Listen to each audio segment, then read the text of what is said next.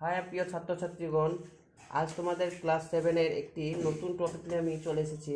Class 7-এর কোষে দেখি 22.3 দেখো একের অঙ্কটা করাচ্ছি। কীভাবে করছি দেখো তোমরা।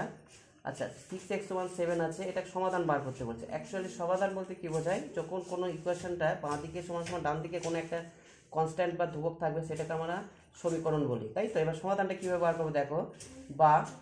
বা চিহ্নকে এই আমরা ইমপ্লাইজ এটা দ্বারা লিখতে পারি বা বাংলায় বাও লিখতে পারি। তাহলে x সমান কী হবে, এই 6টা যেহেতু গুণ হিসাবে আছে তাই এটা নিচে ভাগ হিসাবে আমরা লিখবো।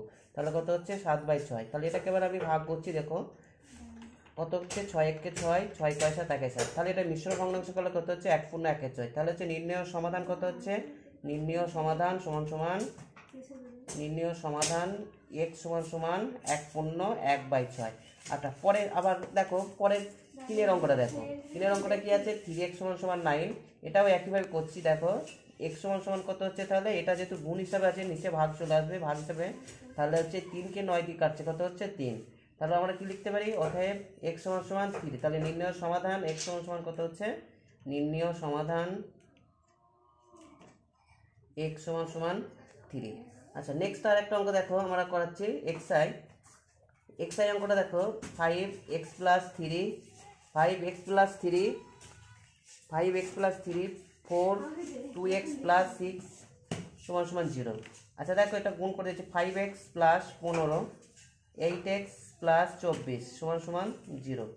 আচ্ছা, x এর সাথে x এর ফাংশনটা যোগ করছি, তাহলে এই 5x আর 8x কত হচ্ছে 13x। আর সংখ্যার সঙ্গে সংখ্যা যোগ করছি, 9 আর এইদিকে 1 আর 2 আছে, তাহলে কত হচ্ছে 3 = 0। এবার এই বাম দিক থেকে ডান দিকে গেলে সাইনটা চেঞ্জ হয়ে যায়, তাই আমরা কি লিখতে পারি, 13x = -39। তাহলে এটা যেহেতু গুণ হিসাবে, তাহলে এটা ভাগ হিসেবে চলে আসবে ডান দিকে। এটাই x সমান কত হচ্ছে 39/13। তাকে এবার ডিভাইড হয়েছে, এবার আমি ভাগ করছি, 3 13 কত 39। তাহলে কি লিখতে পারি আমরা, অতএব নির্ণয় সমাধান x সমান -3। আজ বন্ধুরা এতটাই থাক, আবার নেক্সট দিন নতুন একটা ভিডিও নিয়ে তোমাদের কাছে চলে আসবো। Have a nice day.